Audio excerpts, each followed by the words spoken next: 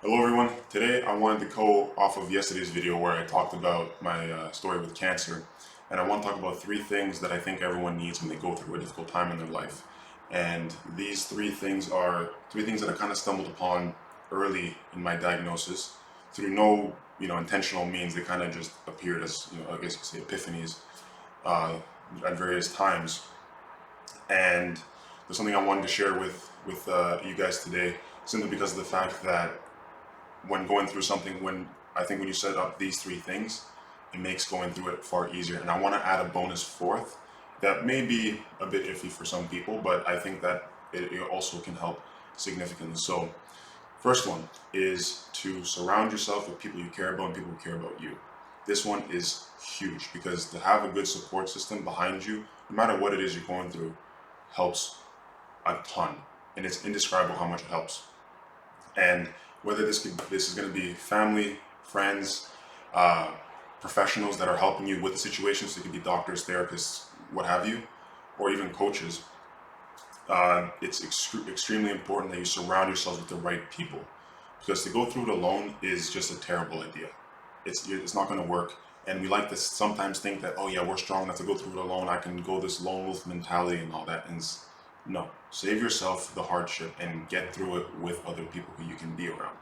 I know that I was very blessed that my parents were great when going through this. My brother was phenomenal as well. I had teammates from my football team that were all there to help support me.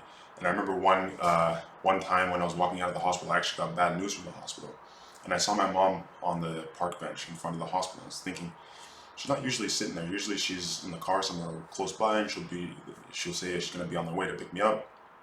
But I didn't think much of it. I was also upset. I had to switch over to a more harsh chemo for my protocol. So I go down, and I see her, and she's like, "Oh, hey, what's going on?" I was like, didn't get the good news." And I was feeling like someone was staring at me from my right, and I look over, and this big guy with a beard with a smile ear to ear was staring at me, and it was actually one of my teammates who was there to surprise me. And he came up to me, he's like, "Oh, how you doing? Like, it's great to see you," all that stuff. And he said that him and a group of other guys came together and put some money together for a few gifts to get me as like a get well soon thing, and so that they can let me know that they've been thinking about me and they're with me on this. And it was a bunch of gifts that surprisingly very much aligned with things I liked. There was a Giannis jersey. There was a book on Kobe, on Mamba mentality. There was a James Conner jersey who I spoke about yesterday, who was the running back who I got a lot of inspiration from. And when they handed me that, I was obviously grateful, but then when I took some time to really think about it, and any worry I had from the bad news from the hospital went away because I knew I had people with me, and having that, knowing that I had people with me, allowed me to get so much momentum going forward that I doesn't matter. Like, I will push through because these people are with me. These people believe in me. Whether if I do or not doesn't matter. These people do, and that's enough. So I think first things first, surround yourself with people that can support you, who you care about, and care about you. That's number one. Number two, this one is, and I think the next two are easier said than done, but this one is to focus purely on what you can control and let what you can't control and let it go. Because, especially in my situation, there was a lot I couldn't control. I couldn't control how well the treatments worked. I couldn't control what treatments were, what they were. I couldn't control how they made my body feel. A whole bunch of things. And initially, I felt very powerless in the fact that I just have to sit there and take it effectively.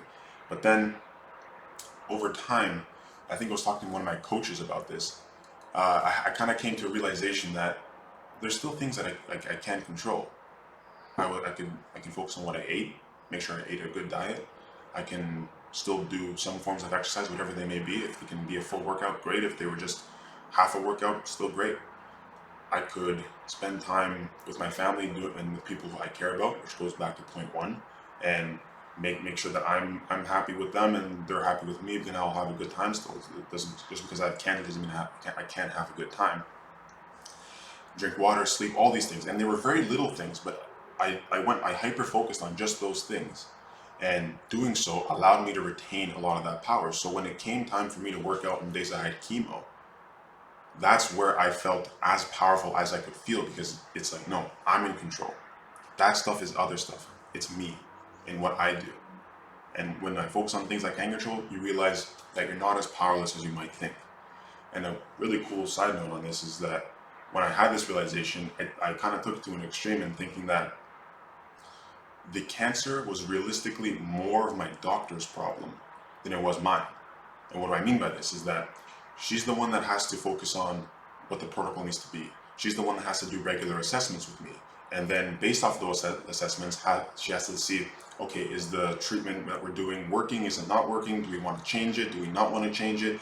Okay, his blood levels are this. She's the one that has to sit there and analyze this. I just have to show up.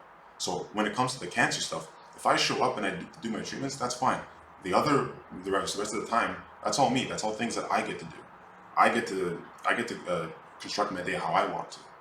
So when I came to that, it was very liberating in that, okay, that's her problem. She deals with that. I deal with my stuff. And when I then hyper focused on this, I felt very free in that I could do what I wanted in my day. So that's the second point. The third point is about perception and finding that silver lining, because I truly like to think that in almost most situations, when it comes to be a problem, there's also a chance for opportunity for growth.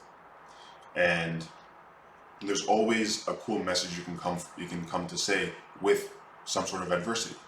People relate with that because we all go through adversity to various extents, but no matter what, we can all relate with each other based off of that.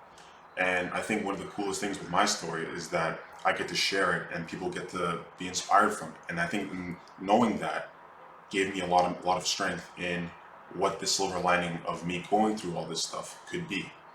So trying to flip the narrative of, instead of just thinking about it as a problem, viewing it as an opportunity for growth or inspiration or whatever, finding that silver lining that you can do something good with whatever it goes through, I think is an incredibly powerful thing to think about when it comes to any sort of adversity or dark times you go through. Because if you make it out of that, you're 100% going to be better.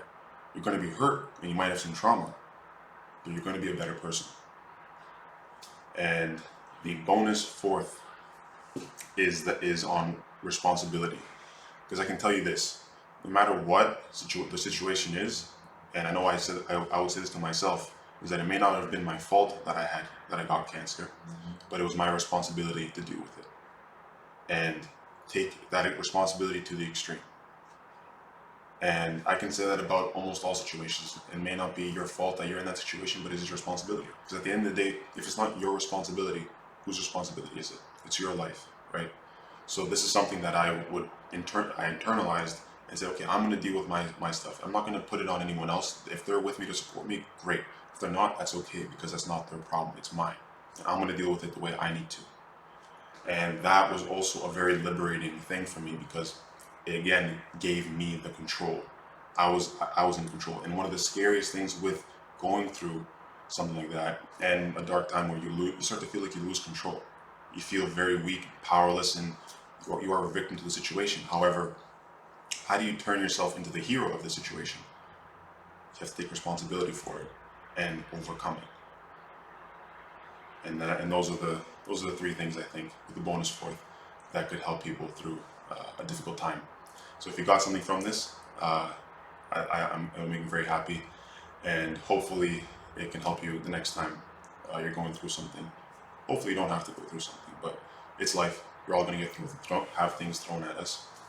So yeah, thank you for taking the time to listen. If you like, please leave a like, subscribe, all that cool stuff, and then share it with someone if you think that it can help them out.